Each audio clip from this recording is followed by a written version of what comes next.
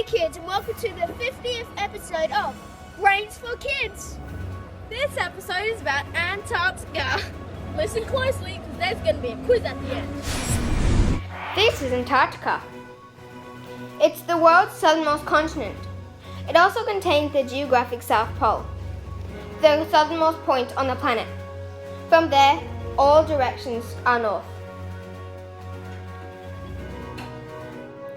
Antarctica is the coldest and driest continent on Earth.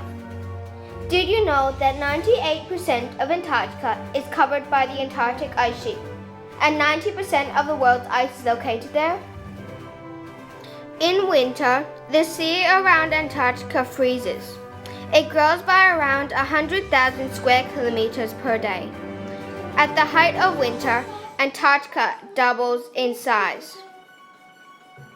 The Transantarctic Mountains is a collection of mountain ranges stretching from one end of the continent to the other, separating East Antarctica and West Antarctica. The temperature often reaches negative 60 degrees during winter and negative 27 degrees in summer at the South Pole. There are many weather hazards such as katabatic winds, the wind chill factor, whiteouts, and the notorious blizzards. During an Antarctic blizzard, you often cannot see your own hand in front of your face. The wind blows the snow around and it is extremely dangerous to go outside. Some blizzards can even last for weeks.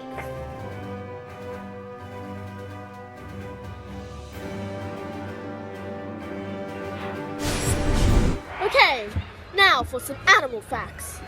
So, today's guest animal stars are Mr. Phil, the krill, and Mr. Emperor, the penguin. Now I'm going to hand over to Mr. Phil, the krill, for his factual facts. Okay, well, did you know that I have a transparent body that is see-through? Oh yeah! I have 6 arms and 5 pairs of legs that are used for swimming.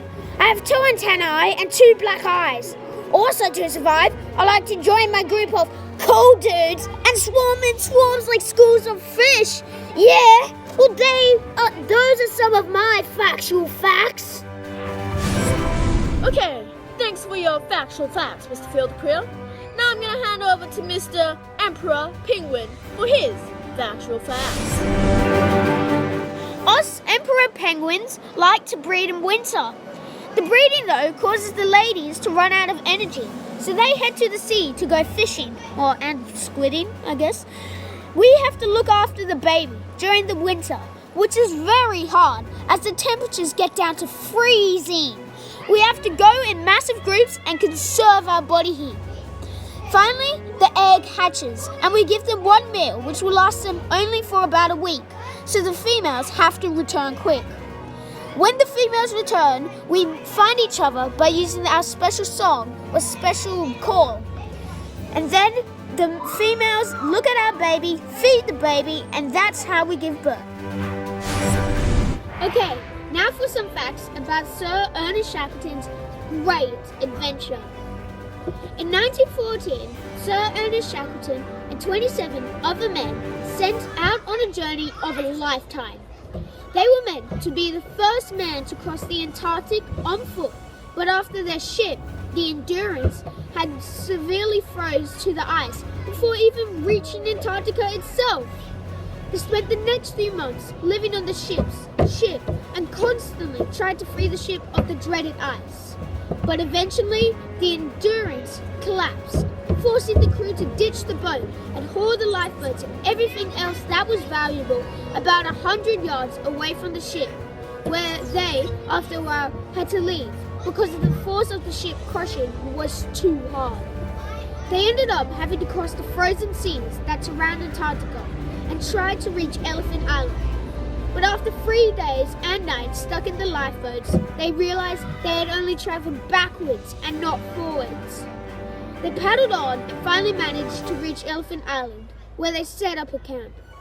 Shackleton then decided to travel with 4 other members of his crew to South Georgia Island, where there was a whaling station. They turned their biggest lifeboat into a small sailing ship and added a deck and a sail.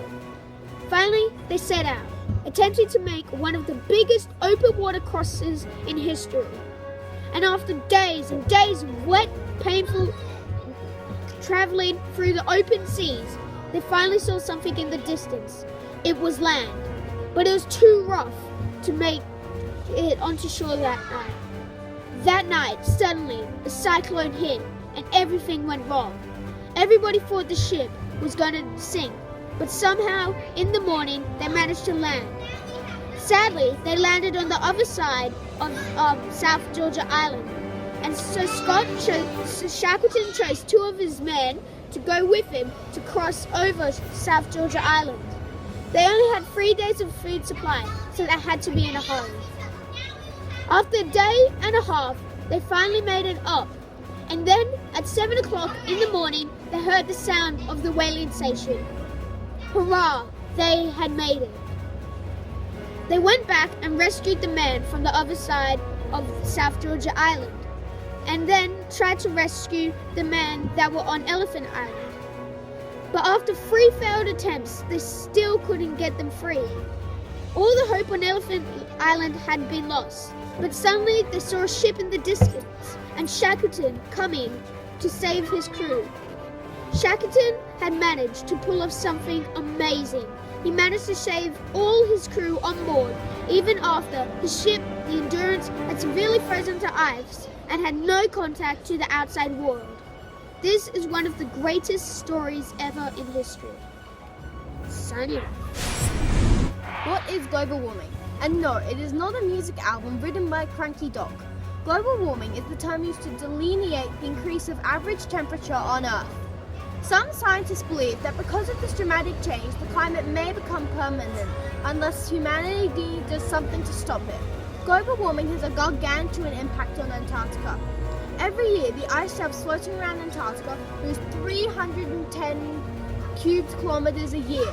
The stratospheric ozone layer is Earth's blanket, but unfortunately, due to an overabundance of nephritic fossil fuels, the ozone layer is thinning dramatically. 2015 has been the hottest year in the history of the world, and it's all due to global warming. The sun's radiation can be treacherous, especially in the Antarctic, where the sun is reflected off the ice. Explorers have come home blistered and burnt. Global warming affects Australia too.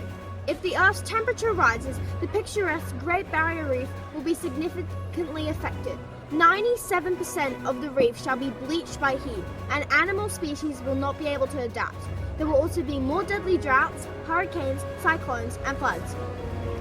Economic damage will have a huge impact on the infrastructure, agriculture, and tourism. To help stop global warming, it's all up to you. We can raise awareness by holding fundraisers and donating the money to research groups. We can walk, take the bus, or cycle to our destinations and switch off electricity every time we go out of the room. We can use renewable resources as well. Then, there is the issue of human activities in Antarctica. Scientists stay in sub-zero temperatures studying ice, fauna, flora, and rock. Historical research helps humans accept and learn from their mistakes, and scientific research helps us understand our Earth. However, many exploited industries endanger Antarctica's wondrous creatures. Overfishing is severely affecting the world's supply of seafood. Did you know that scientists have estimated that all seafood will run out by 2050? This will bring an apocalypse down on the ecosystem. Mining in Antarctica greatly affects the environment. Murderous machines demolish the surrounding areas in a greedy attempt for avaricious tycoons to find oil and gemstones. To solve this conundrum, scientists and builders can use their dexterity to build mining machines that do not affect the environment. Also, governments should enforce strict laws on overfishing. If we save Antarctica, the world will be a better place.